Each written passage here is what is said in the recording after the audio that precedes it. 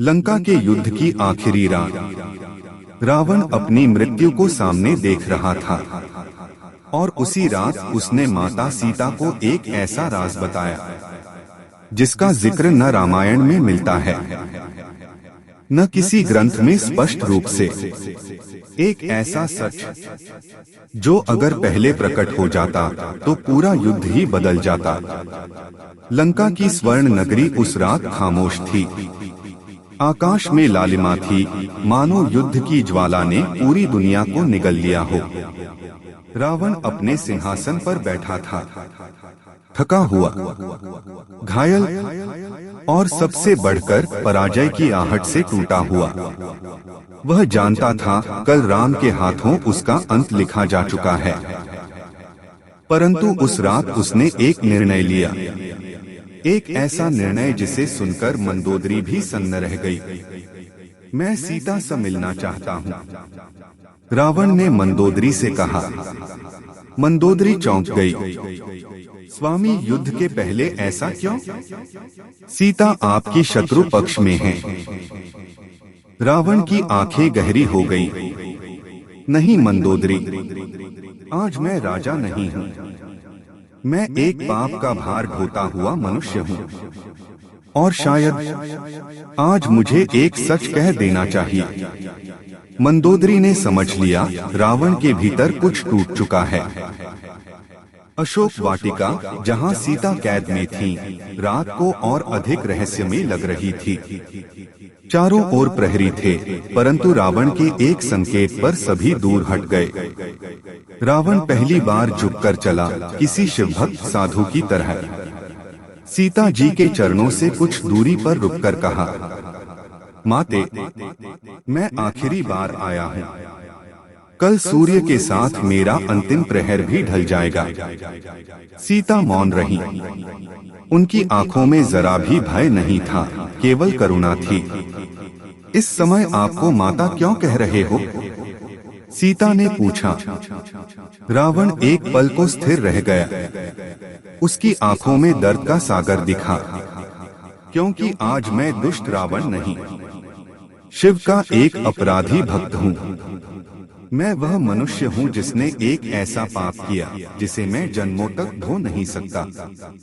अचानक तेज हवा चली, मशालें डोलने लगी, रात का सन्नाटा जैसे टूटने लगा। रावण बोला, माता सीता, आपके अपहरण का कारण केवल वैर नहीं था, एक और कारण था, एक ऐसा कारण जिसे सुनकर भी आप मुझे क्षमा नहीं कर पाएंगी। सीता शांत स्वर में बोली, जो करना था तुमने किया, अब जो कहना है कह दो। रावण ने गहरी सांस ली। मैंने आपका हरण इसलिए किया क्योंकि मुझे पता था कि मेरी मृत्यु आपके कारण ही निश्चित है। सीता ने विस्मय से देखा। मेरे कारण? रावण बोला, जी हाँ, मेरे पिता विश्रवा ने मुझे एक बार कहा था, रावण, तेरी मृत्यु एक स्त्री के कारण होगी, एक ऐसी स्त्री जो तपोमयी होगी, जो तुझे दर्द से मुक्त कर देगी। मुझे तब समझ नहीं आया, पर जब मैंने पहला बार आपका स्वर सुना, आपकी पवित्रता को देखा, तो मुझे लगा यही वह स्त्री है। मेरे भीतर भय भी था और आकर्षण भी, और मेरे अहंकार ने मुझे अंधा कर दिया। सीता ने कठोर स्वर में कहा, अहंकार ही पतन का कारण होता है रावण। रावण ने सिर झुका लिया। रावण ने दूसरा सच कहना शुरू किया, माता, मैंने आपके हरण से पहले 3 रातें ध्यान में बिताई।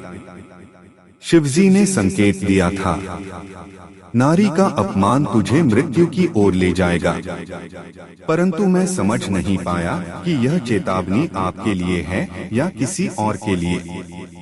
सीता बोली, तुमने चेतावनी जानते हुए भी अपराध किया। रावण की आवाज कांपी।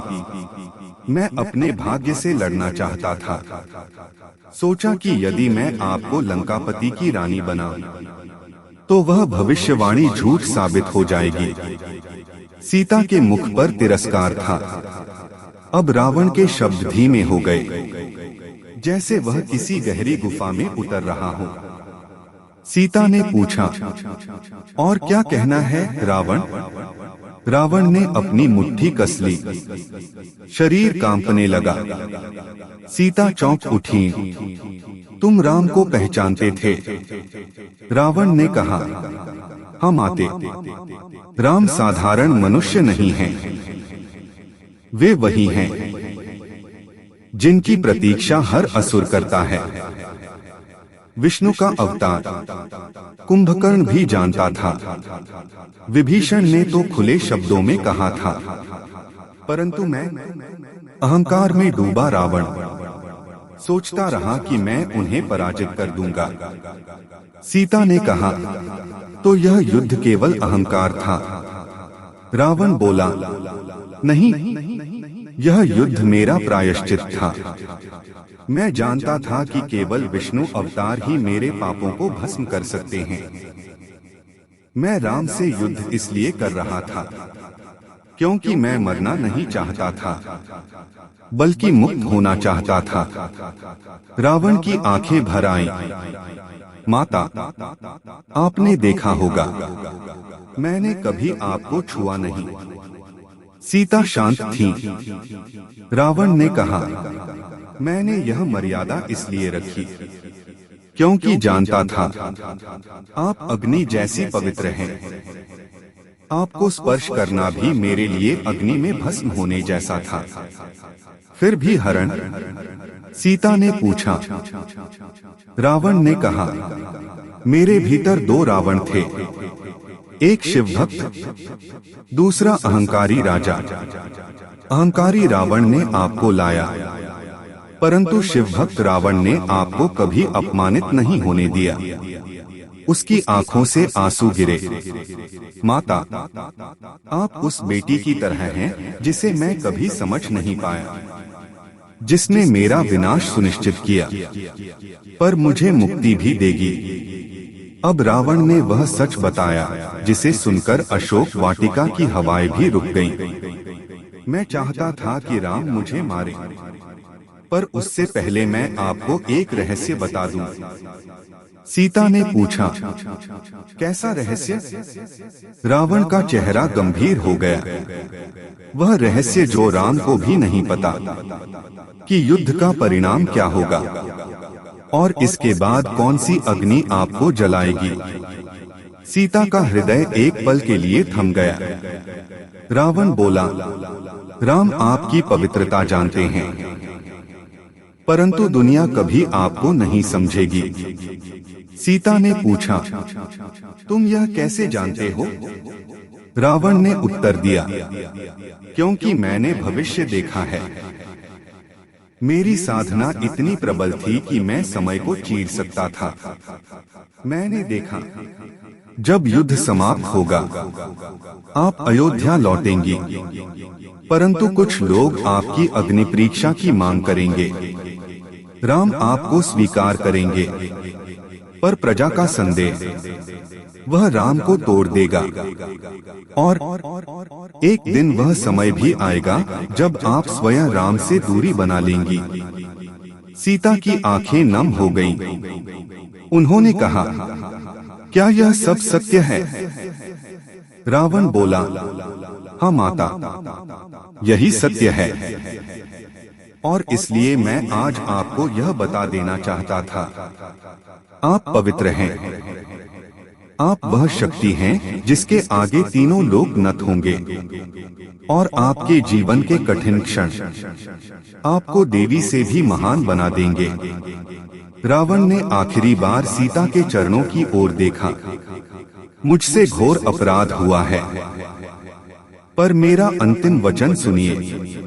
आज मैं आपको जो भी कह रहा हूँ, कल राम आएंगे, उन्हें यह सब मत बताना। सीता ने पूछा, क्यों? रावण ने कहा, क्योंकि मेरा अंतिम युद्ध अधूरा रह जाएगा। राम को मुझे धर्म युद्ध में पराजित करना है, किसी रहस्य की कमजोरी से नहीं। मैंने आपका हरण किया, पर अंतिम क्षण तक मर्यादा भी रखी।